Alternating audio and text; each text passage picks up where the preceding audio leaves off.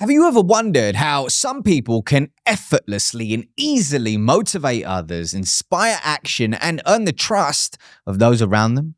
If you're not in your head, if you're feeling this, and if you want some of that it factor, then today's video is for you people, because we are going to unpack 3 powerful ways to boost your charisma so you can become the type of leader that everybody wants to follow. So hey, without further wait, let's get into it. It's funny because I had charisma all wrong back in the day. All wrong. I used to think it was about being the center of attention, receiving awards, and showcasing extroverted character traits. And yep, I was young, I was naive, but more importantly, I was wrong. You feel me? I was wrong. And I can admit that, but I've got to honor that previous version of me because he allowed me to come to my definition of charisma today, which is a superpower that helps others feel significant in your presence. Here's what I'm talking about: your energy, your nonverbal communication, and the opportunities where you get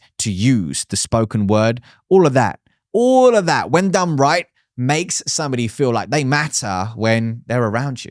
You know what I'm saying? Now, here's my belief system around charisma. We were all born with charisma. We just need to unearth it and uncover the tools to amplify it. Whilst charisma looks different on different people, when we try and imitate others, that's when we diminish our influence and actually dampen our own charisma. The first powerful way to boost your charisma is to be comfortable with silence.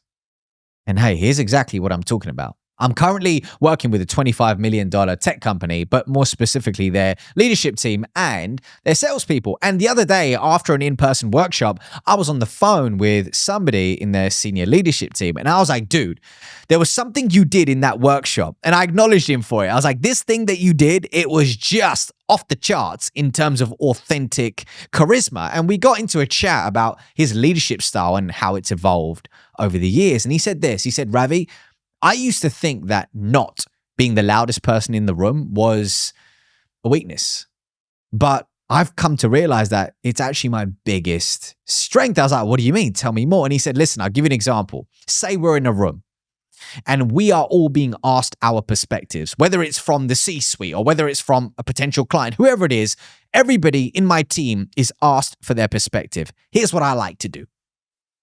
I like to let everybody speak and give my opinion, give my perspective last. I was like, why? I'm curious. He said, well, listen, when I'm not talking, I get to hear other people's ideas and perspectives. And in turn, it helps me challenge my own in silence. And also, if I give my perspective first, it may suppress other people's authentic opinion, meaning they feel on my team that they have to side with me. And I don't want that. I want them to be able to express themselves freely. And my mind went, so cool, right? Because what he was really talking about there was reducing his talk time, increasing his silence in any given moment, and then being potent when he does speak. I mean, somebody who does that, in my books, truly embodies authentic charisma. And hey, the punchline is this: sometimes charisma isn't loud. It's silent. The second way to boost your charisma is by sharing vulnerable stories that spark connection. And hey, here's exactly what I'm talking about. I'm currently working with a private client of mine who's a leader at a billion-dollar organization on mastering the art of storytelling when it comes to rallying her team around her vision and motivating them to do things and achieve things they've never done before.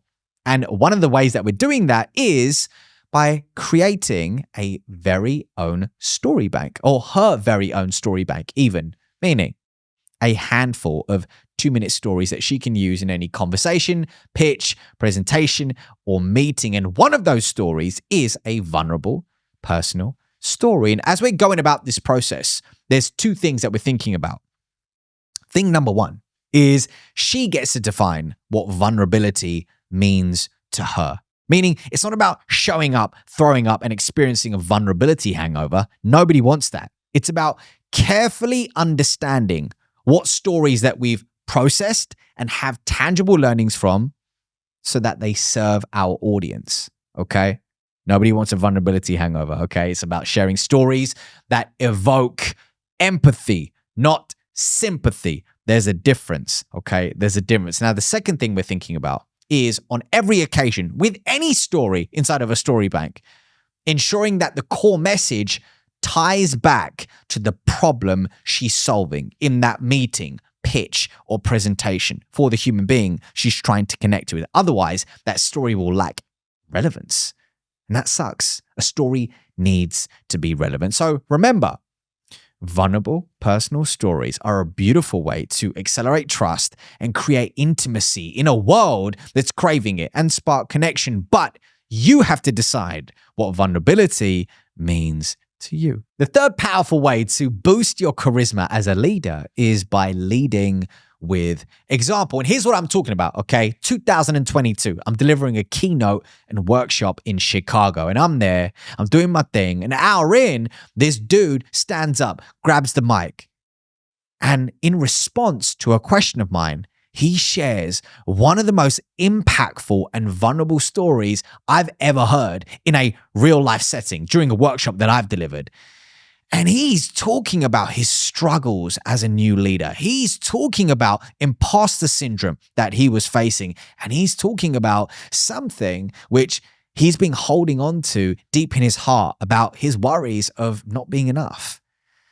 And instantly, his team just gravitated towards him. And it gave them the permission to do the same, meaning exchange vulnerable stories with everybody inside of the company. It was incredible, man. And hey, here's what I'm telling you this. You can talk all you want and bark orders, but the truth is people are going to follow your lead and they're going to follow your actions. So become the change you want others to embody or exhibit. Embody. You know what I'm saying? Embody the change that you want others to exhibit. Yeah, there you go. That sounds better. In summary, charisma looks different on different people. And what I want you to think about is using these tools learned today as a starting point for becoming a charismatic, influential, and transformational leader. Not an end point, a starting point, okay? And listen, if you enjoyed today's video, then you will love my newsletter, my friend. I promise you that, okay? Head on down to the link in the description and register for the email community where you'll get this video and a ton of other videos in text form every single week sent straight to your inbox, okay? I'll see you soon.